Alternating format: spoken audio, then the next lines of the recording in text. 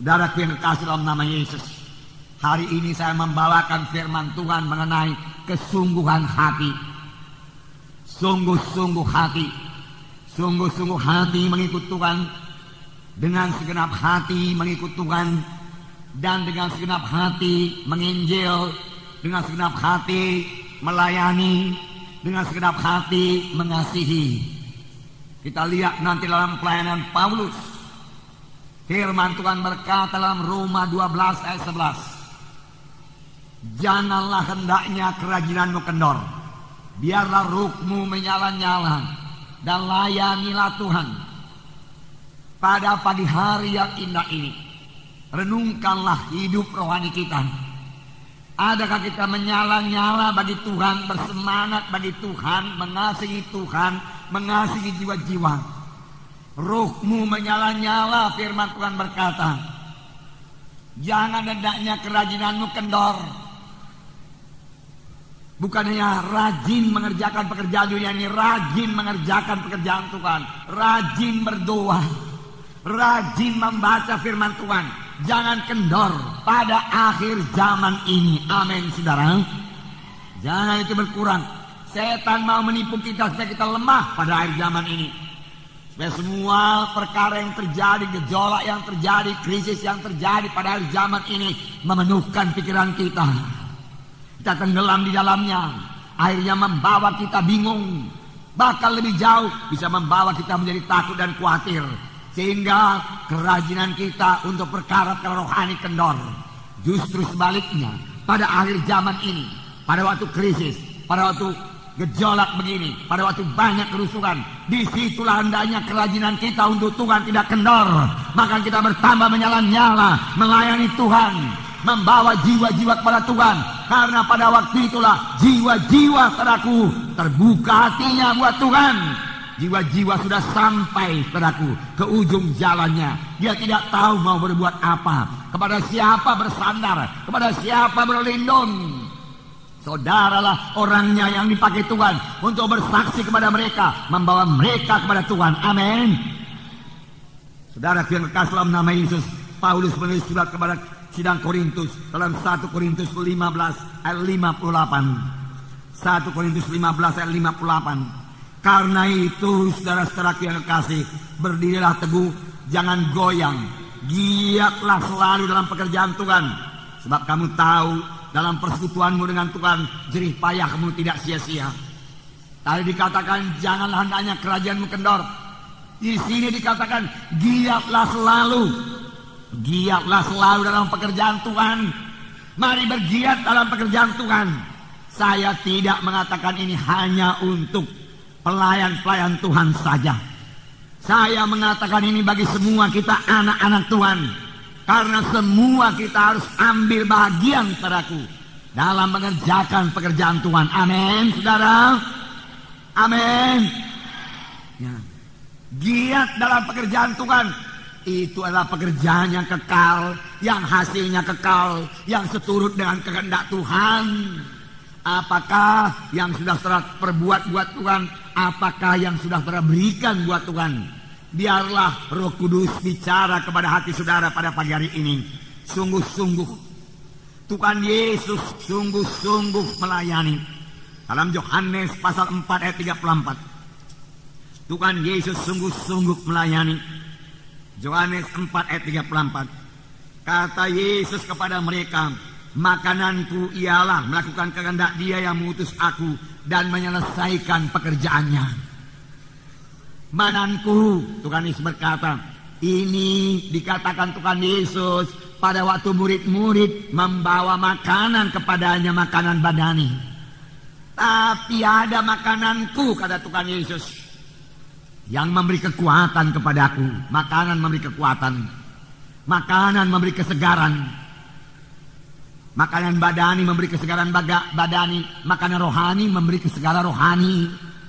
Banyak anak-anak Tuhan tidak segar rohaninya, tidak kuat melayaninya, tidak kuat rohaninya. Mengapa? Karena dia tidak melayani. Tuhan Yesus berkata, makananku ialah melakukan kehendak Dia yang mengutus aku, melakukan kehendak Dia yang mengutus aku dan menyelesaikan pekerjaannya. baik Tuhan Yesus. Pada akhir hayatnya dia berkata, sudah genap, selesai pekerjaanku. Alangkah puasnya itu, saudaraku. Paulus pada akhir hayatnya dia berkata, aku sudah menyelesaikan perlombaan. Aku telah menyelesaikan peperanganku, pergumulanku, pelayananku. Akhirnya mahkota kemuliaan tersedia kepadaku. Bagaimana pekerjaan saya? Bagaimana pekerjaan saudara? Saudara, kita datang kepada Tuhan bukan hanya untuk menerima berkat keselamatan, berkat kesembuhan, berkat materi dan lain-lain sebagainya, saudaraku. Kita datang, saudaraku, kita diselamatkan dan kita lahir baru. Kita menjadi anak-anak Tuhan, anggota tubuh Kristus yang punya fungsi dalam tubuh Kristus, yang punya pelayanan dalam tubuh Kristus. Kita harus menyelesaikan pelayanan kita. Amin. Selesaikan. Dan ini perlu tindakan, bahkan tindakan yang berani, tindakan yang banyak kali dikatakan oleh orang dunia ini tidak masuk di akal. Mengapa pekerjaan yang begitu baik ditinggalkan? Mengapa dunia ditinggalkan? Kalau memang panggilan saudara untuk sepenuhnya melayani Tuhan, saya berkata kepada saudara, tidak usah bimbang. Tuhan menyertai saudara. Hari-hari yang indah, hari-hari yang menang menyertai, menunggu saudara. Hari-hari yang sukacita, hari bersorak-sorai menunggu saudara. Puji Tuhan. Sungguh-sungguh. Tuhan hanya menerima yang sungguh-sungguh. Tidak ada separuh-separuh hati mengikut Tuhan. Tidak ada asal-asalan saja dalam pelayanan. Tuhan minta sungguh-sungguh. Ibrani 11 ayat 6, perhatikan. Ibrani 11 ayat 6. Di sini ada terdapat perkataan sungguh-sungguh. Tetapi tanpa iman tidak mungkin orang berkenan kepada Allah. Sebab barang siapa berpaling kepada Allah, ia harus percaya bahwa Allah ada dan bahwa Allah memberi upah kepada orang yang sungguh-sungguh mencari Dia. Segenap hati mencari Dia. Kepada siapa Tuhan memberi upah? Kepada siapa kesembuhan diberikan? Kepada siapa berkat diberikan? Kepada siapa urapan diberikan? Kepada siapa kuasa diberikan? Kepada orang yang sungguh-sungguh mencari Tuhan. Kepada orang yang sungguh-sungguh berdoa. Kepada orang yang sungguh-sungguh berseru kepada Tuhan. Amin. Tidak ada separuh hati dalam mengikut Tuhan, saudaraku. Tidak ada separuh hati, saudaraku, dalam melayani, saudaraku. Tidak ada. Harus dengan sungguh-sungguh. Saudara tahukah saudara bahwa saya seorang perempuan yang sakit 12 tahun yang tertulis dalam Markus pasal 5 itu adalah orang yang bersungguh-sungguh. 12 tahun dia sakit, saudaraku, dia bersungguh-sungguh mencari kesembuhan.